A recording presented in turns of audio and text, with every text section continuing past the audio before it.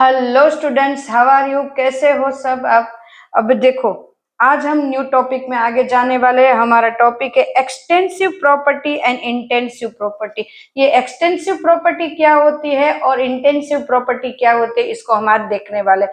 But student, यहाँ पे देखो, आप लोग मेरे वीडियोस देख रहे हो, बट लाइक सब्सक्राइब ये सब करो ताकि मुझे पता चले कि आपको मेरे वीडियो कैसे लग रहे हैं। आप मुझे इसमें कुछ चेंजेस करना है तो भी पता चले। आप मुझे बताओगे तभी तो पता चलेगा ना मुझे, नहीं तो मुझे पता कैसे चलेगा कि आपको किस तरह से चाहिए। आपको जिस तरह से चाहिए उसी तरह से मैं वीडियो बना के दूंगी, बट मतलब आपको जैसे समझ में आते हैं उसी वे में। क्लियर है स्टूडेंट्स? चलो, एक्सटेंसिव एंड इंटेंसिव प्रॉपर्टी। तो सबसे पहले लेते हैं एक्सटेंसिव प्रॉपर्टी। तो किसको कहते हैं extensive property? Student, extensive property किसको है?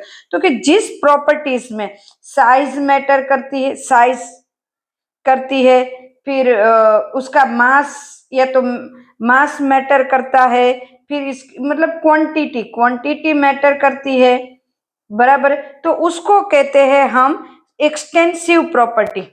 बराबर है, तो इनको कहते हैं जिसके ऊपर साइज, मास, ये सब डिपेंड होता है, वैल्यू डिपेंड होती है इनके ऊपर, तो इसको कहते हैं। लाइक दिस, मैं एक एग्जांपल लू, किसी का वॉल्यूम लेना है, वॉल्यूम लेना है, तो वॉल्यूम जो है वो मैंने ये लिया, इतना लिया 1 लीटर, और यहाँ पे लिया 2 लीटर। तो अब देखो, कोई भी 1 लीटर और यहाँ पे लिया 2 लीटर। क्लियर है? तो ये मैंने वॉल्यूम लिया, तो उसका हम मेजरमेंट करेंगे या तो उसका हम कॉन्सेंट्रेशन वैल्यू फाइंड करें, कुछ भी करेंगे तो उसका ये वॉल्यूम है वो मेजर करना पड़ेगा, मतलब उसको ध्यान में हमें लेना पड़ेगा। बराबर है। उसी तरह यहाँ पे मैंने कोई सब्सटेंस लिया है, तो सब्सटेंस 1 मोल लिया है, 1 मोल। ये तो सब्सटेंस है 2 मोल लिया है, तो वो भी यहाँ पे मैटर करेगा। बराबर है, तो मास भी यहाँ पे मैटर करता है, तो मास भी, वॉल्यूम, मास, ये सारी की सारी एक्सटेंसिव प्रॉपर्टी है, मतलब उनके मास के ऊपर डिपेंड है। देन एंथैल्पी, एंथैल्पी भी उसी है। क्यों एंथैल्पी इसके ऊपर डिपेंड है? क्योंकि एंथैल्पी किसकी मिलेगी? तो कि हमने जितना कंपाउंड लिएगा उस हिसाब से हमें पता चलेगा। देन उसके बाद इंटरनल एनर्जी, ये भी उसके ऊपर डिपेंड है कि कितना कंपाउंड लिया है, उसकी इंटरनल एनर्जी उतनी होगी। तो देन उसके बाद है हीट कैपेसिटी, हीट कैपेसिटी ये भी एक्सटेंसिव प्रॉपर्टी है, उसको भी हम 1 बाय 1 देखेंगे कि ये एक्सटेंसिव प्रॉपर्टी है। बराबर है, हीट कैपेसिटी को आज देखने ही वाले। अब देखो, अब दूसरा है इंटेंसिव प्रॉपर्टी, मतलब उनको मास, वॉल्यूम, उनसे कुछ लेना देना नहीं है, इंटेंसिव प्रॉपर्टी। अब देखो, मैंने ये वॉल्यूम लिया था 1 लीटर और 2 लीटर, अब रूम टेम्परेचर पे लिया है, तो 1 लीटर का टेम्परेचर भी वही होगा और इसका भी टेम्परेचर वही होगा, तो इसके ऊपर कोई डिपेंड नहीं होता कि ये मैंने 1 वॉल्यूम लिया है या 2 वॉल्यूम लिया है, तो ये इसके ऊपर क्वांटिटी के ऊपर डिपेंड नहीं होता। बराबर है, तो हमारा होता है टेम्परेचर, टेम्परेचर इंटेंसिव प्रॉपर्टी है। देन डेंसिटी, आप डेंसिटी जो है वो भी क्वांटिटी के ऊपर डिपेंड नहीं होता। आप 1 लीटर ऑयल लो या हाफ लीटर लो या 200 ml लो, उसकी डेंसिटी वही रहेगी। देन प्रेशर, प्रेशर भी उसके ऊपर ही डिपेंड रहेगा कि जितना लिया है कंपाउंड उसके ऊपर डिपेंड है। बराबर है, ये प्रेशर भी किसके ऊपर डिपेंड है? तो कि इंटेंसिव प्रॉपर्टी वो ये हमें यहाँ पे मैंने इसको बंद कर दिया, तो प्रेशर है वो इसके ऊपर डिपेंड नहीं रहेगा कि मैंने कितना कंपाउंड लिया है। बराबर, तो ये भी एक इंटेंसिव प्रॉपर्टी है। तो ये सारे के सारी इंटेंसिव प्रॉपर्टी। एक एग्जांपल लेते हैं। अब देखो, एक्सटेंसिव प्रॉपर्टी और इंटेंसिव को प्रॉपर्टी को हम प्रेजेंट भी करते हैं, एक्स से प्रेजेंट करते हैं, एक्स एम इंटेंसिव। बराबर, एक्स एम से प्रेजेंट करते हैं। अब जितना लिया उसके, जैसे वॉल्यूम लिया तो वी एम, इस तरह से करते हैं। फिर हीट कैपेसिटी ली है तो हीट कैपेसिटी को सी से प्रेजेंट करते तो सी मोलर। एम क्या है? यहाँ पे मैं एम एम एम लिख रहे, एम मीन्स मोलर, मतलब 1 मोल 2 मोल जितना भी लिया होगा उसको कहेंगे। क्लियर? जैसे कि एक और एग्जांपल लेते तो इंटेंसिव एक्सटेंसिव आपको बहुत अच्छे से समझ में आ जाएगा। अब देखो, इसके अंदर मैंने कुछ लिक्विड लिया है, बराबर। अब इसका वॉल्यूम V है और टेम्परेचर T है। क्लियर है? नाउ अब इसको 2 पार्ट में डिवाइड कर देते, यहाँ पे 2 पार्ट कर देते। अब देखो इसका वॉल्यूम क्या हो गया, तो V/2 V/2 हो गए। पर टेम्परेचर तो यहाँ पे भी वही, वहां पे भी। तो टेम्परेचर है वो उसकी क्वांटिटी के ऊपर डिपेंड नहीं रहा है, तो this is intensive property. Clear है? इंटेंसिव प्रॉपर्टी वो डिपेंड नहीं रहा, बट वॉल्यूम है क्वांटिटी के ऊपर डिपेंड रहा, तो ये है वॉल्यूम, वो एक्सटेंसिव प्रॉपर्टी। Clear students? एकदम से इंटेंसिव एंड एक्सटेंसिव, एकदम से। चलो अब और करते हैं। एक मैंने यहाँ पे लिया heat capacity. What is heat capacity? What is heat capacity? Clear? Heat capacity जो है इसको किस से हम सी से प्रेजेंट करते हैं। बट क्या है ये हीट कैपेसिटी? हर एक कंपाउंड की कैपेसिटी अलग अलग होती है हीट को एब्जॉर्ब करने की। मान लो किसी कोई एक कंपाउंड है, इसको ये कोई एक कंपाउंड है, उसको मैं हीट दे रही हूँ, बराबर। क्यू दे रही हूँ, कितना दे रही हूँ? डेल्टा टी, मतलब उसका स्टार्टिंग का टेम्परेचर टी है एंड देन लास्ट T1 है एंड लास्ट T2 रहा, वहां तक उसको मैंने गर्म किया। तो उसमें जो हीट दिखाई दी वो कितनी होगी? क्यू जितनी होगी। तो is proportional to delta T, मतलब हीट कैसे बढ़ेगी?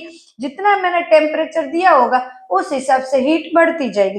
तो इसको इस तरह से लिखो, Q इक्वल टू, यहाँ पे कांस्टेंट लिखेंगे जिसको मैं किसी कहूंगी, क्योंकि हर एक कंपाउंड की कैपेसिटी अलग अलग होगी। तो सी इज कैपेसिटी, कैपेसिटी मतलब हीट कैपेसिटी, हीट को एब्जॉर्ब करने की या तो रिलीज करने की कैपेसिटी, उसको कहते हैं हीट कैपेसिटी। टेम्परेचर के ऊपर डिपेंड होता है।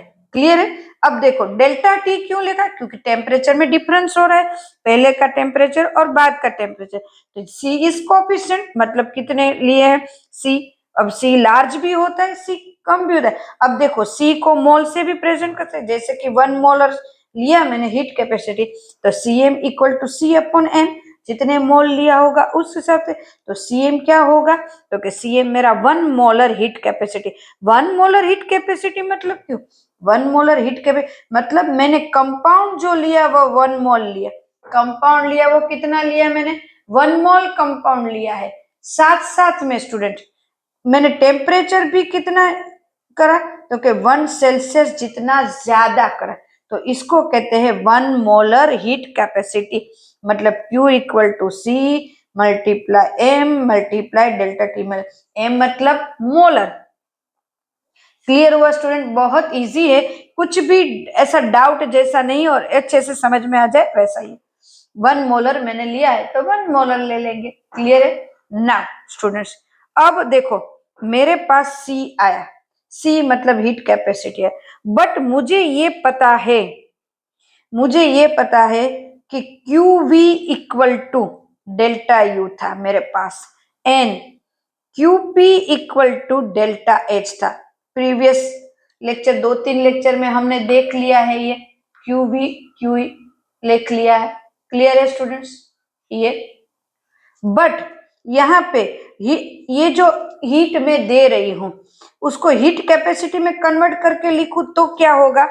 QV, यहाँ पे मैंने क्या लिखा है? यहाँ पे मैंने Q equal to C M delta T, और इसके ऊपर क्या है? Q इक्वल टू, इसके ऊपर क्या है?